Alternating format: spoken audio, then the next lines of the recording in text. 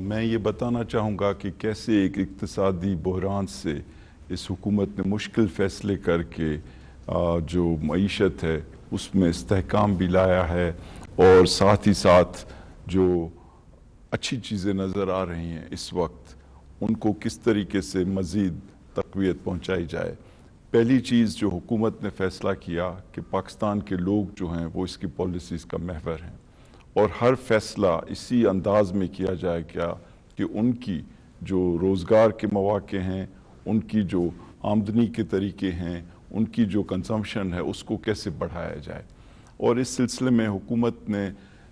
دو بڑے فیصلے کیے۔ ایک تو یہ کہ جو ہمارے صاحب حیثیت لوگ ہیں ان سے ٹیکسز کلیکٹ کیے جائیں تاکہ لوگوں کی جو ریکوائرمنٹس ہیں وہ پوری کی جا سکیں، اور کرونا سے پہلے 17% ٹیکسز میں اضافہ کیا گیا، اور یہ جو 4 مہینے گزرے ہیں اس سال کے، اس میں 1000 ارب سے زیادہ ٹیکس کلیکٹ کیے گئے ہیں۔ دوسری جانب حکومت نے یہ فیصلہ کیا کہ ہم اپنے جو اخراجات ہیں، حکومتی اخراجات، ان کو زبردست طریقے سے کنٹرول کریں گے، اور آپ نے دیکھا کہ prime minister house, president house, کابینہ، ان سب کے اخراجات کم کیے گئے۔ ساتھ ہی ساتھ سویلین گورنمنٹ اور فوج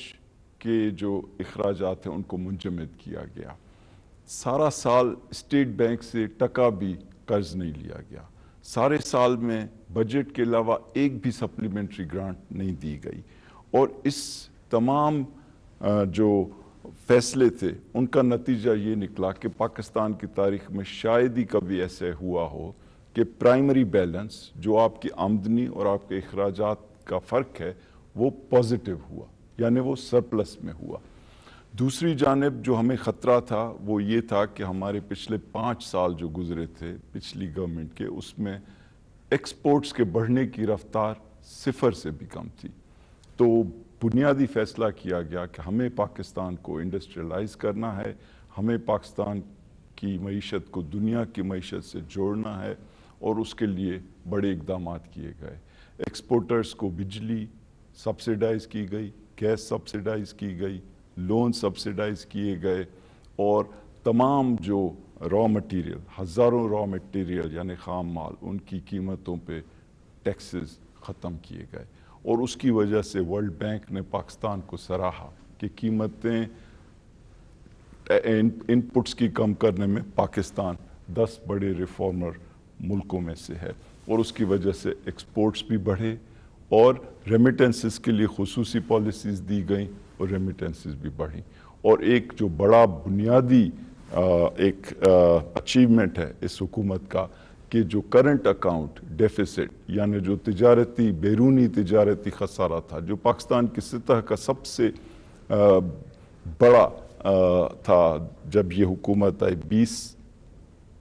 ارب ڈالر کا، اس کو گرا کر 0 کیا گیا۔ تو اس وقت اب آپ دیکھیں کہ ہم نے ان سخت فیصلوں کے بعد یہ فیصلہ بھی کیا کہ اگر ہم نے پیسے کہیں خرچ کرنے ہیں تو پاکستان کے لوگوں پہ کرنے ہیں،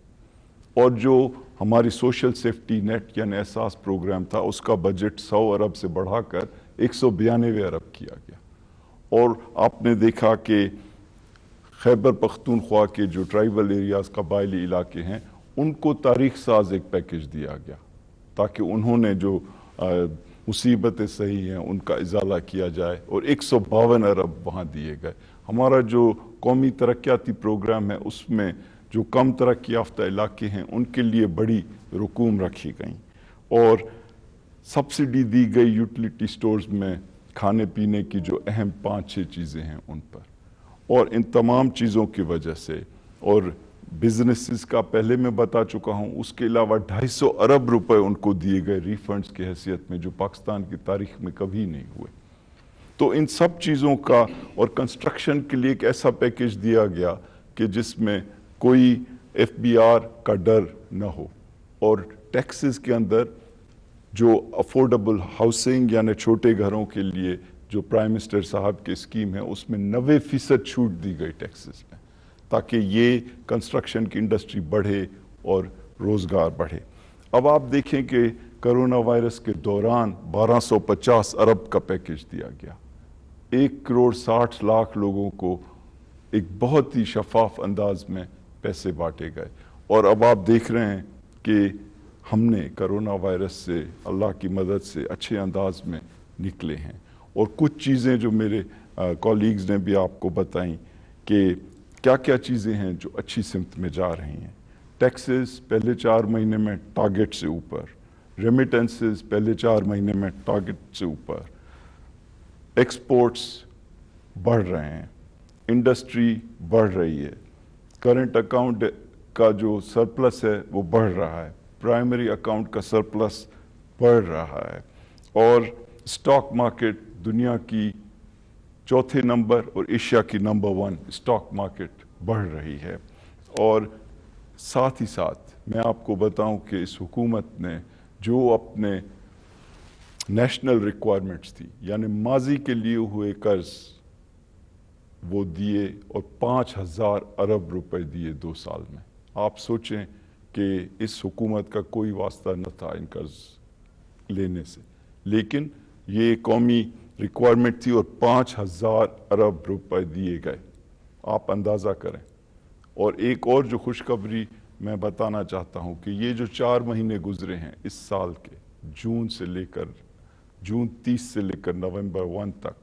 पाकिस्तान के कर्ज में इजाफा 0 हुआ है। यानी हमने ये 4 महीने खुद अपनी आमदनी की बुनियाद पर और अपने अखराजात को कम करके किया है।